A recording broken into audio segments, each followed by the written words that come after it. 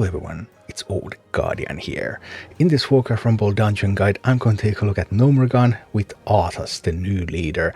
And Gnomeregan is notoriously difficult. It is by far the most difficult dungeon in the game, except if you're Arthas, because Arthas is so strong, also in Gnomeregan. This is my Arthas army for Gnomeregan, so I'm using Arthas, and Arthas has the Death Grip talent, and that's a really strong talent specifically for Gnomeregan, because often you run into problems like there's the Darkspear Troll in the second boss and it's behind other minis and then it's just hitting everything and does so much damage. Well, Death Grip nicely solves that, so Arthas is exceptionally well suited to counter those trolls. Then I have Plague Farmer with Splashing Pumpkins, so I want that range so that I can kill the first boss pretty easily. And now with the additional splash from the pumpkins as well, it works so well on the second boss too. Then I have Defiance Bandits, they cycle, they have the Picklock talent, they get a little bit more gold from chests. If they're near Arthas, they spawn Skeletal Mages when they die, everything's good. Then I have a Witch Doctor with Spirit Ward, a little bit of AoE, a little bit of defense. I have the Goblin Sappers. Sappers are important for taking towers against the second boss. And then the Sappers need a little bit of support if they're more than one level lower than the tower. So here I'm playing with 2 levels lower. So that means that Sappers can't kill the tower. So then I need to drop Whelpex as well there so that I get the tower down. And finally I have a Priestess. My Priestess has Spirit of Redemption, which is probably the weakest talent. But that's just what the talent I have on this account. So any Priestess talent will do. And with this team, you can just kill the first boss, minis from both sides, you can kill the second boss, take towers, send some artists out there, and third boss just whack-a-mole from one side and from another. And with Arthas, all of that is easier than with other leaders. And this is what it looks like when Arthas dominates Gnomeregan in action. Here we go, Arthas against Gnomeregan, against the first boss, the Crowd Pummeler. So here I want to take that stone and then I want to start sending range minis from both sides and Plague Farmer ideally from the right, so that Plague Farmer would then be out of reach of the boss and then just force all that poison in. And here we go, Arthas getting some death grips in. Alright, Frost Aura, everything's hitting slower and Arthas' footmen are doing work. Life is looking good. There we go. Now there's unfortunately that safe pilot, which is going to kill my Plague Farmer, which is bad because Plague Farmer is my main DPS. Then again, this first boss entirely is just a warm-up. Just a warm-up for the other bosses. No, for the second boss really. Third boss is super easy.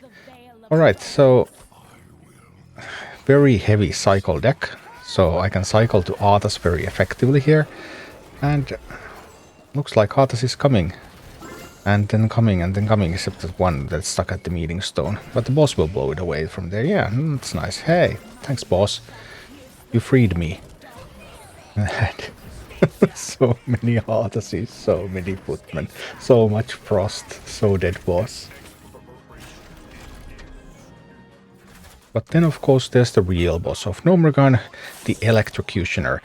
I have an opportunity here to drop those Sappers immediately at the start, then wait a little for that gnome to come closer, and then... Actually I messed it up. Well, I didn't get that tower after all. That was actually not that good. Was it even worth it? Because usually I wait until that first gnome has walked to my base, and then I try to grab a tower. While this fight is still ongoing, but there's no gnome over there.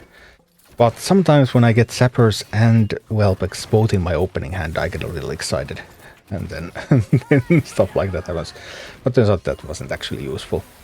Well, okay, we can do it again. It's okay, it's okay. So this time we did it properly. And pow. Now we have the tower. Alright, I keep sending more Arthases down the middle with the idea that I'm going to cycle to the Sappers again. Oh dear, now there's a troll, and look at the damage output of the troll. One troll almost soloed the tower, not quite. But anyway, now I have access to both towers. Arthas is going through middle, summoning more footmen. I just need to stabilize a little bit and then send more Arthas. Alright, here we go. More Arthasing time. Yeah, and then I went and Arthas stole over the Electrocutioner. Like, here we go. Let's go, Arthas, let's go. Skeletal mages from the Defiance Bandits, multiple Arthases, plague farmers from all directions, Whelbex being dropped right on top of the boss. That Electrocutioner didn't have a chance.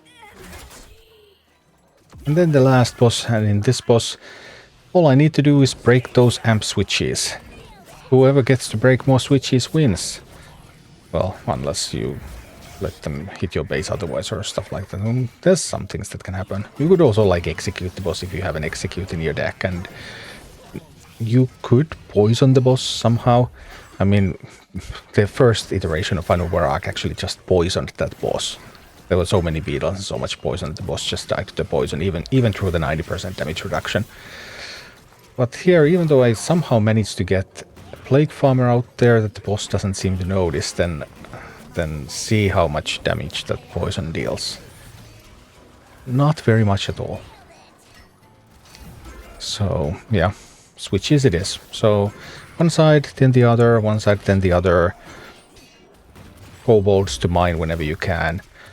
If the boss is having a Molten Giant kind of day, then Whelbex can be useful for the Molten Giants. The amp switches can only be claimed by ground minis and by spells. They cannot be claimed by flying, so Whelbex can't claim those switches. But Whelbex can still be useful if there's a lot of Molten Giants. The boss has a Molten Giant in its deck, but it typically depends on the boss's opening hand a lot. Like, if its opening hand has like a Prowler, then it tries to send that. Sometimes it has a bit of a clunkier opening hand, and then it sends the Molten Giant, and then it tends to get into this rhythm of sending Molten Giant, whenever it gets to cycle to that. But it really depends on the boss's opening hand, on what sort of strategy it's going to use.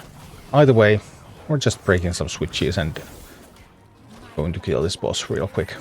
Boom, boom, and that is going to be an Gnomeregan. So, yeah. Arthas, the strongest leader for Gnomeregan right now in the game. Thank you for watching. Click like and subscribe if you enjoyed this, and a special thanks to all of my Patreon supporters, YouTube members and Twitch subscribers who make all of these videos possible.